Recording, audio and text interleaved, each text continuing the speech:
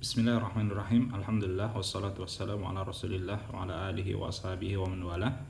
Ayo ikhwah, insyaallah kita lanjutkan pembahasan tentang qiyas.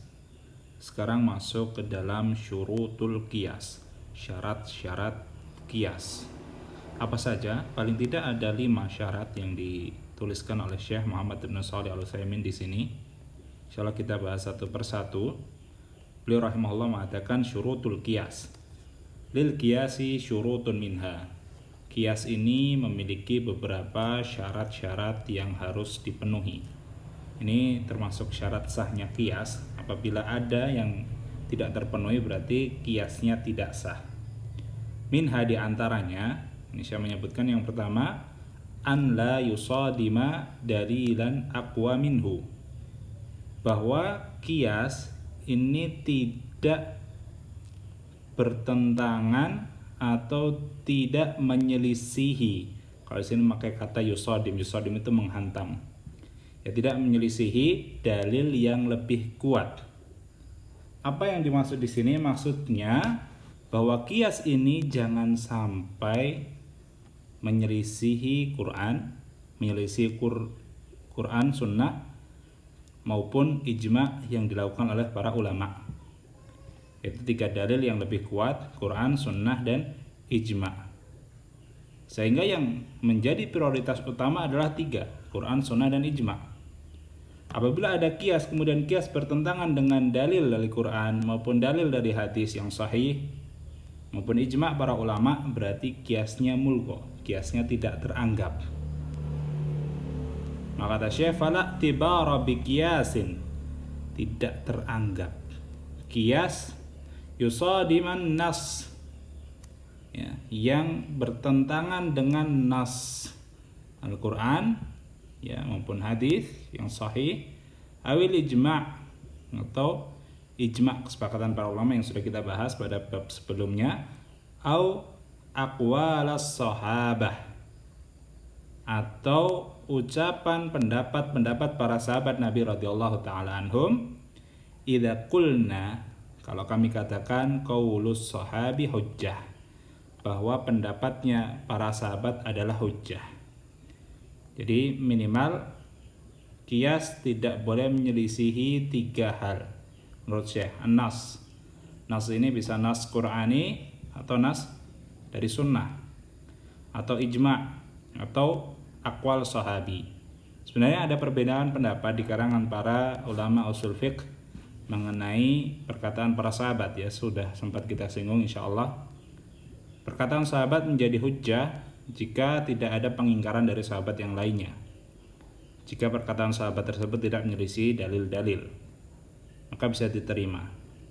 Dan saya lebih condong bahwasanya qaulus sahabi hujjah, perkataan atau pendapat para sahabat adalah sifatnya bisa menjadi landasan argumen atau bisa menjadi dalil sebagai hujjah. Dan hal ini dinamakan wa yusamma al-qiyas al-musadim lima dzukir, yang telah disebutkan fasidul i'tibar, sebagai fasid al-i'tibar, yaitu qiyas yang rusak yang tidak teranggap, ya. Kalau i'tibar berarti teranggap, diakui, ya, al-i'tibar maknanya. Sedangkan fasidul i'tibar dia rusak, ya, anggapan penerimaannya itu rusak, berarti tidak bisa diterima, seperti itu. Ya. Kenapa disebutkan ini sebagai syarat yang pertama? Karena merujuk kepada pengamalan para sahabat. Para sahabat biasanya mereka cari-cari dulu, kira-kira ada nggak ayat yang turun berkenaan dengan suatu permasalahan. Setelah dari ayat dicari nggak ketemu, kira-kira ada nggak hadis Nabi. Ya, saling bertanya satu sama lain, pernah mendengar nggak hadis Nabi tentang masalah ini, pernah mendengar nggak tentang hadis Nabi dalam permasalahan ini. Ya, sampai ada disahkan Umar berselisih dengan salah seorang sahabat, ya, dalam permasalahan, ya, mendengar hadis Nabi ini. Baru setelah tidak ada dalil dari Quran maupun sunnah, ya, dan ijma juga tidak ada kesepakatannya, beralih ke qiyas. Makanya ini menjadi syarat yang pertama. Baik, kembali ke fasidul i'tibar. Bahwa kias yang menyelisih dalil namanya fasidul i'tibar, tidak teranggap. Mithaluhu, contohnya, an yuqala yasihhu an tuzawwijal mar'atu rasyidatu nafsaha bighairi waliyin qiyasan ala sihhati baiha ma laha bighairi waliyin. Ya, ada kias yang menyatakan sah seorang perempuan yang rasyid. Rasyid itu cerdas, dalam artian dia sudah balik, dia balik berakal, ya, dia cerdas, dia bisa menikahkan dirinya sendiri tanpa harus ada wali yang menikahkannya.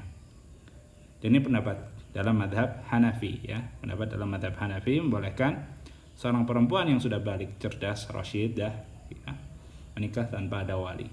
Apa dalilnya? Qiyasan ala sihhati bai'iha malaha. Dalilnya adalah kias bahwa perempuan ini apabila dia berjual beli atau menggunakan hartanya untuk membeli sesuatu, itu sah tanpa harus ada wali. Ya, mau orang tuanya setuju atau tidak, itu tetap sah. Sehingga diambil kiasnya di sini. Pertama, hukum asalnya adalah bai'. Ya, hukum asalnya adalah bai'. Bai' ini akad, kemudian nikah juga akad. Kemudian ilahnya sama-sama sahih, ya. Sahih, perempuan berjual beli tanpa adanya wali. Maka ini diterapkan ke pernikahan yang juga sama-sama akad, ya, sama-sama bagian dari muamalah. Bahwa perempuan yang dia sudah balik, dia cerdas, boleh menikah tanpa ada wali. Karena apa? Karena dia sah jual belinya. Begitu juga pernikahannya seharusnya juga sah karena sama-sama akad. Baik. Sekilas nampak logis di sini, ya. Namun, ya, ini tidak bisa kita terima, bahkan ini merupakan, mohon maaf, pendapat yang tidak tepat. Karena ada sebuah hadis di mana Nabi SAW bersabda, la nikaha illa bi waliyin. Tidak ada pernikahan.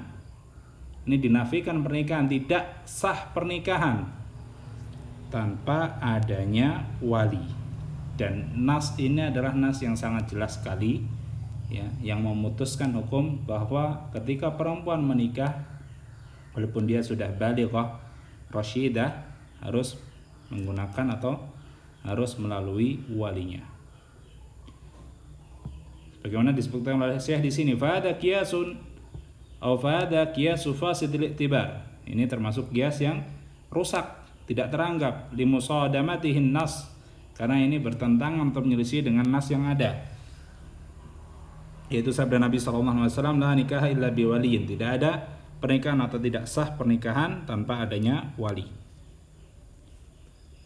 Taib. Kemudian yang kedua, syarat yang kedua, an yakuna hukmul asli thabitan binassin au ijma'in. Ya, kita tahu bahwasanya dalam masalah qiyas ini ada 4 rukun. Ada al-asl, ada al-fara', ada al-hukmu, ada al-illah. Ya. Asalnya apa? Kemudian hukum asalnya apa? Ilahnya apa, kemudian fara'nya apa. Nah, di sini syaratnya adalah hukum asal itu harus tetap, ya, dengan dalil dari Quran maupun sunnah atau ijma', kesepakatan para ulama. Misalnya hukum asalnya adalah halal, maka harus ada dalil yang menjelaskan itu halal. Atau hukum asalnya haram, harus ada nas atau dalil yang menjelaskan bahwa itu haram, ya. Atau ijma', oh ini sepakat para ulama, baik ijma', ya, yang terang-terangan mereka semua bersepakat, atau ijma' sukuti. Fa in kana thabitan bi qiyasin lam yasihhal qiyasu alaihi. Apabila ternyata hukum asalnya juga asalnya adalah qiyas, atau hukum asalnya itu ternyata berasal dari qiyas, maka tidak sah dikiaskan kepada hukum asal itu. Jadi misalnya ada fara', ya, katakan fara' ini si B. Si B ini adalah fara', si A adalah asal. Ya, seharusnya B ini mendapatkan hukum sama seperti hukumnya si A. Karena asalnya A, B fara'. Nah, ternyata si A ternyata mendapatkan hukumnya misalnya tidak halal atau haram ini melalui jalan kias juga. Ya, ini yang tidak boleh, yaitu mengambil hukum asal dari kias. Wa inna ma yuqasu 'alal asli al-awwal. Nah, seharusnya yang namanya fara itu langsung dikiaskan kepada al-asl al-awwal. Hukum asal yang pertama kali yang jadi sumber. Li'anna ar-ruju'a ilaihi aula, karena kembali kepada hukum asal yang pertama kali itu lebih utama. Ini alasan yang pertama, li'anna ar-ruju'a ilaihi aula, ya. Ibarat kita jualan, ya, kita ini lebih senang dapat tangan keberapa? Dapat tangan yang pertama dibanding kita dapat tangan yang kedua. Ya, biasanya kalau udah tangan kedua ya harganya lebih mahal gitu ya. Kemudian mungkin sudah dipakai oleh si tangan kedua sehingga tambah rusaknya. Atau contoh yang lain ketika kita mendengar khobar, ya, berita. Biasanya kalau mendengar dari A1 itu lebih terpercaya dibandingkan kita dengar dari A2. Ya, karena ketika sudah melewati A2 biasanya ada tambah-tambahan atau si A2 kurang jelas dalam menerima khobar. Maka di sini juga seperti itu. Qiyas ini dikembalikan kepada hukum asal yang hukum asalnya itu tetap dengan dalil nas atau dengan ijma'. Ya, jangan sampai ternyata hukum asalnya sabitun bil qiyas, tetapnya dengan qiyas juga. Waduh, ini dua kali langkahnya ini. Harus bisa langsung cepat, ya, ke hukum asal yang sabit dengan nas, ternyata harus melalui jalan yang agak memutar. Ini alasan pertama. Kembali kepada yang asal itu lebih utama. Alasan kedua, wali anna qiyasal far'i 'alaihi alladhi ju'ila asran qad yakunu ghaira sahihin. Karena mengkiaskan far' cabang atau karena mengkiaskan kepada cabang yang dijadikan hukum asal itu bisa jadi tidak sahih, ya, bisa jadi tidak benar. Wa li'anna al-qiyasa 'ala al-far'i thumma al-far'i 'ala al-asli tadwilun bila fa'idah. Begitu juga mengkiaskan kepada cabang kemudian kepada cabang lagi, itu merupakan yaitu jalan memutar yang seharusnya bisa diminimalisir, ya, tidak ada faedahnya harus muter-muter, lebih baik langsung ke awal. Baik, misalnya dzalik, ya, akan lebih jelas insyaallah jika ada contohnya. An yuqal yajri riba fi dzurrati qiyasan ala ruz. Ya, dikatakan bahwasanya terdapat hukum riba pada dzurrah, pada jagung. Ya, jagung bisa mendapatkan hukum riba. Apa dasar hukumnya? Qiyasan ala ruz. Dikiaskan kepada beras. Wa yajri fi ruzi qiyasan 'alal bur. Dan di dalam beras itu bisa terdapat hukum riba. Apa dasarnya? Karena dikiaskan kepada gandum. Jadi di sini ada dua step, ya. Step pertama mengkiaskan jagung dengan beras. Kemudian step kedua mengkiaskan beras dengan gandum. Fal qiyasu hakadha ghairu sahih. Ya, kias yang seperti ini tidak sah, tidak dibenarkan. Walakin yuqal, akan tetapi, ya, lebih baik dikatakan yajri riba fi dzurrati qiyasan 'alal bur. Bisa terjadi riba atau terdapat riba pada jagung karena dikiaskan kepada gandum. Ya, jadi langsung. Liuqasa 'ala aslin thabitin bin nas. Ya, agar apa? Kiasnya itu diambil dari hukum asal atau dari asal yang hukumnya itu tetap dengan nas. Karena yang ada nasnya, ada dalilnya adalah al-bur. Al-burru bil burri, wasyairu bisyairi, wal milhu bil milhi, ya, dan lain sebagainya dalam hadis tentang komoditi riba. Yang disebutkan adalah al-burru bil burri, bukan ar-ruzu bil ruzi, bukan adzurratu bil dzurrati. Ya, Nabi menyebutkan gandum ditukar dengan gandum, bukan menyebutkan beras ditukar dengan beras, atau menyebutkan jagung ditukar dengan jagung, tidak. Maka lebih baik kalau mau mengkiaskan jagung ini terdapat riba atau tidak, kiaskan langsung kepada gandum, bukan kepada beras. Karena mungkin dalam mengkiaskan kepada beras ada satu sisi yang tidak serupa dengan gandum, sehingga kiasnya menjadi salah.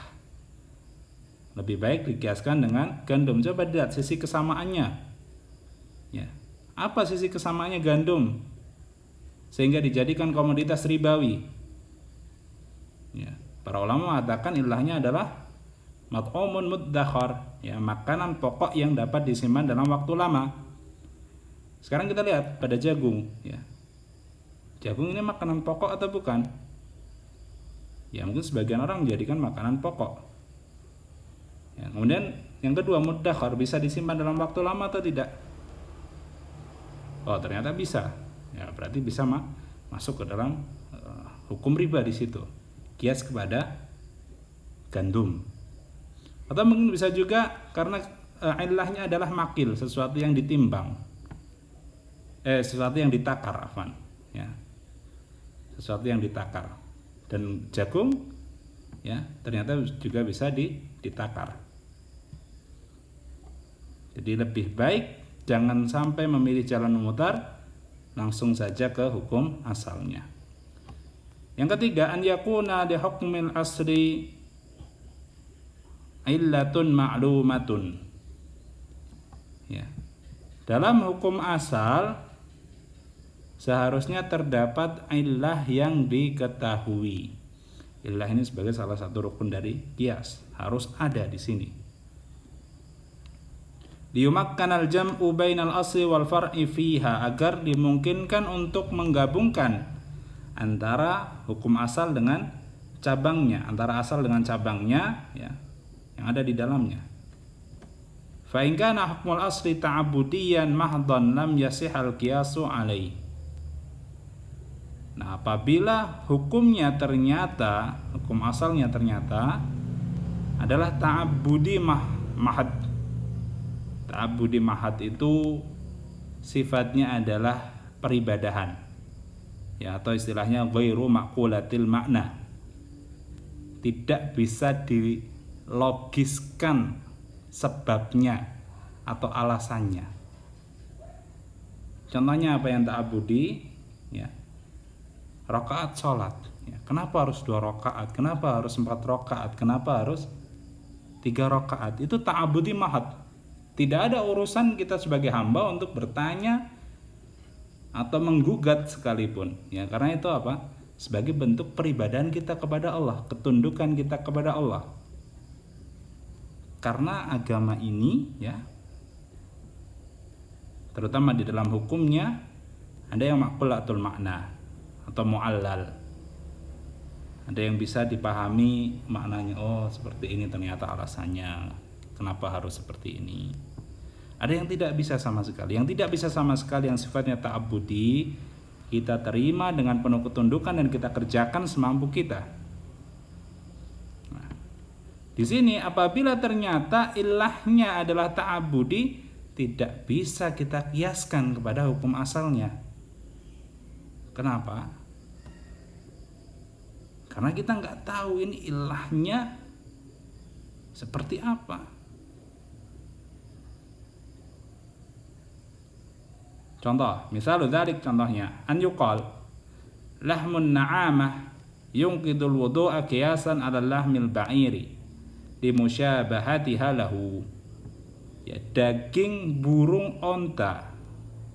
Ya, daging burung onta ini membatalkan wudhu jika dimakan, kias kepada daging onta karena ada kemiripan keduanya. Apa kemiripannya? Ya namanya sama-sama ada ontanya ya. Namanya sama-sama ada ontanya pertama. Kemudian yang kedua, ya sama-sama itu dia kuat, tahan lama dalam berjalan misalnya, atau hidupnya di daerah yang gurun berpasir. Atau kesamaannya, kemiripannya yang ketiga itu sama-sama lehernya panjang. Tapi apakah bisa ya makan daging burung onta membatalkan wudhu sebagaimana di dalam madhab Hambali?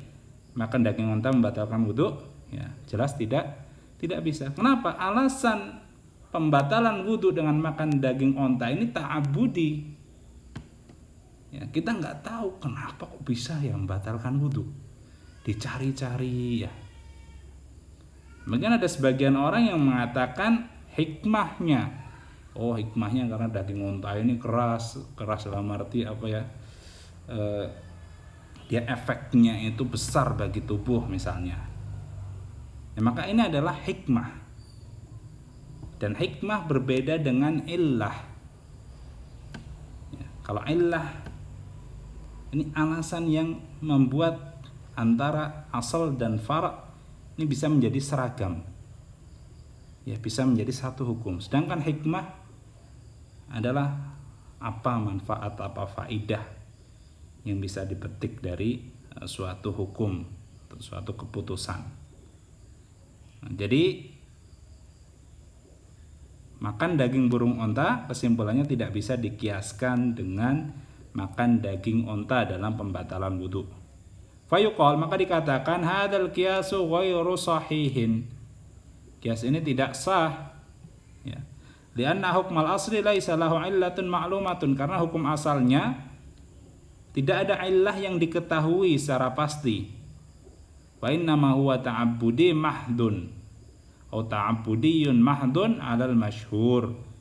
Ya, ilahnya atau sebenarnya kenapa bisa membatalkan wudu itu adalah bentuk peribadahan ya, yang murni ya, 'alal masyhur, yang masyhur atau yang dikenal oleh para ulama. Dalam arti ya, kebanyakan ulama mengatakan itu ta'abudi, masyhur di antara mereka.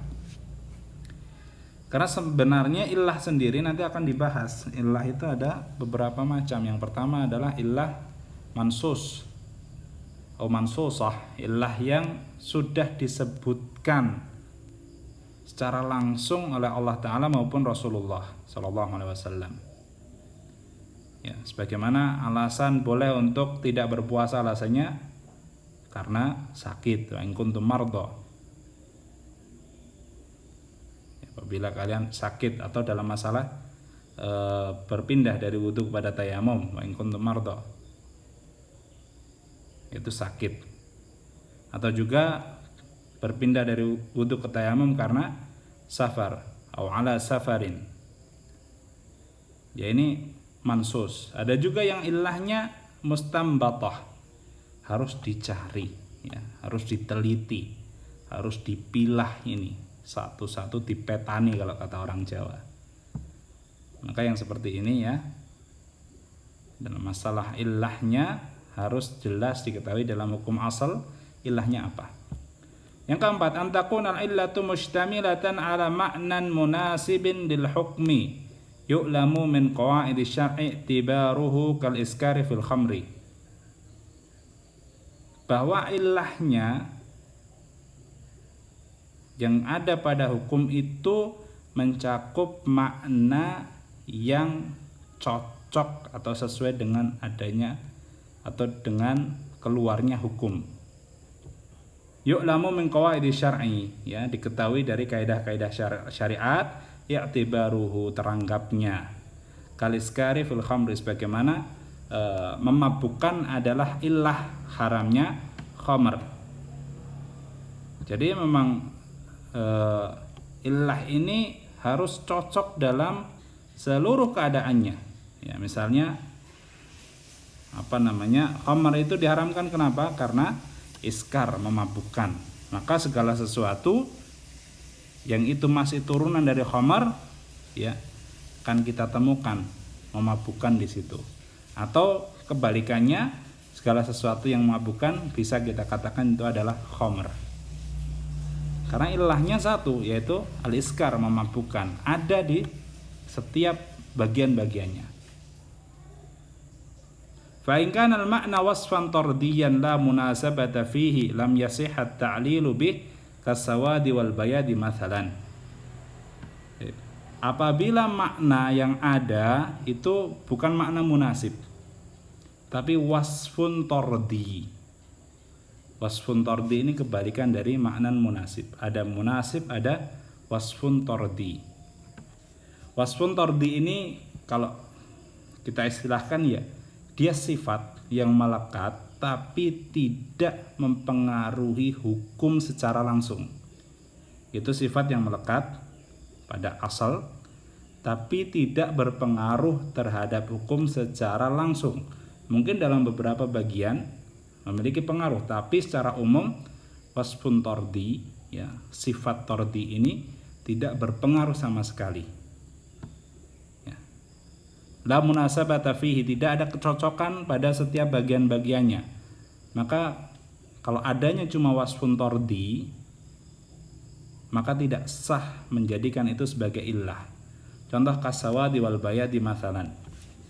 Contoh adalah as-sawad wal bayad, ini dalam masalah budak misalnya, ya. Dalam masalah budak disebutkan bahwa Barirah, ya, Barirah ini dibebaskan dan ingin bercerai dari Mughith, ya. Ingin bercerai dari Mughith. Jadi setelah dibebaskan itu diberi pilihan, kamu mau tetap bareng sama Mughith atau kalian mau bercerai, ya. Ternyata Barirah lebih memilih untuk bercerai dari Mughith, walaupun Mughith ya sampai nangis-nangis, sampai ya ingin begitu besarnya ingin kembali kepada Barirah. Dan Nabi SAW mengatakan wa kana zawjuha 'abdan aswad, bahwasanya dahulu suaminya itu yaitu si Mughith adalah budak yang berwarna hitam. Ya, maka kata budak berwarna hitam atau berkulit hitam, ini berkulit hitam ini adalah wasfun tardi, ya, sifat tambahan saja untuk menggambarkan siapa sih si suaminya. Ini tidak berpengaruh antara Barirah diberikan pilihan untuk meneruskan pernikahannya atau dia memilih untuk berpisah. Ini as-sawad, ya, hitam maupun putih. Jadi nggak ada efek dari mau budaknya berkulit hitam atau budaknya berkulit putih. Ya, begitu juga termasuk wasfun tardi. Ya, misalnya adalah fisik, ya. Fisik yaitu tinggi atau pendek, gemuk atau kurus. Ini wasfun tardi, sifat yang tambahan tidak berpengaruh langsung terhadap hukum. Misalnya dzalik, contohnya hadis Ibnu Abbas radhiyallahu anhuma anna Barirah khuyyirat ala zawjiha hina utiqat, bahwasanya Barirah itu diberikan pilihan kepada suaminya, ya, di antara untuk melanjutkan pernikahan atau memutuskannya ketika Barirah dibebaskan. Waqal, ya, dan Nabi SAW mengatakan wa kana zawjuha 'abdan aswad, dahulu suaminya ini budak berkulit hitam. Faquluhu aswad, nah, perkataan beliau yaitu berkulit hitam ini wasfun tardi, tidak memiliki kecocokan dalam masalah pengambilan hukum, ya, mau berkulit putih atau berkulit hitam atau berkulit merah sekalipun, seperti tadi yang sudah kita jelaskan, tidak berpengaruh. Walidzalika yathbutul khiyaru lil amati idza utiqat tahta 'abdin wa in kana abyad wa la yathbutu laha idza utiqat tahta hurrin wa in kana aswad. Oleh karena itu ada khiyar bagi budak perempuan yang dibebaskan dan dia sudah bersuami walaupun suaminya berkulit putih. Artinya apa? Yang menjadi fokus di sini adalah hak khiyar, hak memilihnya. Mau terus lanjut nikah apa cerai gitu. Gak peduli mau keadaan budaknya berkulit putih atau berkulit hitam. Wala yasbutu laha, dan tidak ada hak khiyar ya bagi si budak perempuan ini apabila dia dibebaskan dan memiliki suami yang merdeka. Wa in kana aswad, walaupun suaminya ini budak yang hitam. Ya, artinya tidak punya hak memilih lagi, hilang hak memilihnya ketika suaminya adalah merdeka. Yang kelima, antakun al-illatu mawjudatan fil far'i kawujudiha fil asl, yaitu illahnya harus ada pada hukum cabang sebagaimana illah itu terdapat pada hukum asal. Contoh kal idza fi darbil walidainil maqisi 'ala ta'fif. Contohnya adalah apa? Menyakiti orang tua dengan memukul orang tua. Ya. Itu dikiaskan kepada ta'fif. Ta'fif itu perkataan uf. Ya, sebagaimana disebutkan oleh Allah Ta'ala, wala taqul lahuma uffi wa la tanharhuma. Jangan kalian katakan uf atau kepada orang tua kalian, dan jangan kalian hardik keduanya. Fa in lam takun al-illatu mawjudatan fil far'i lam yasihal qiyas. Maka dalam masalah menyakiti orang tua ya dengan memukul dikiaskan kepada mengatakan uf, ini ilahnya sama-sama ada ya. Dan dalam mengatakan uf itu ada perasaan menyakiti orang tua ya, atau ada perbuatan menyakiti orang tua, dan dalam memukul orang tua juga ada perbuatan menyakiti. Jadi ilahnya menyakiti orang tua ini terdapat pada asalnya yaitu ta'fif, mengatakan uf, dan juga terdapat pada faraknya yaitu darbul walidain, memukul kedua orang tua. Apabila ilahnya tidak terdapat pada cabang, maka tidak sah kiasnya. Tidak sah kiasnya. Contoh, an yuqala al-illatu fit tahrimi riba fil burri kaunuhu makilan. Dikatakan bahwasanya illah pada pengharaman riba dalam gandum itu karena gandum itu makil, sesuatu yang ditakar. Tsumma yuqal yajri riba fit tufahi qiyasan 'alal bur. Terdapat juga riba pada apel dikiaskan kepada gandum. Fadal qiyas ghairu sahih, maka kias ini tidak tepat, tidak benar. Dan al-illata ghairu mawjudatin fil fara'. Ternyata apa? Karena ilahnya tidak terdapat pada cabang. Idit tufahu ghairu maqilin. Karena apel itu bukan ditakar ya. Apel itu bukan ditakar. Tadi misalnya apa? Riba, adanya riba ya pada bur gandum itu karena apa? Karena gandum ini ditakar. Kemudian apel bisa disamakan dengan gandum ini, dikiaskan dengan gandum.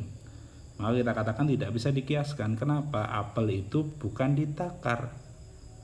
Apel itu ya kalau dulu dihitung bijian ya, 1, 2, 3, 4, 5 gitu ya.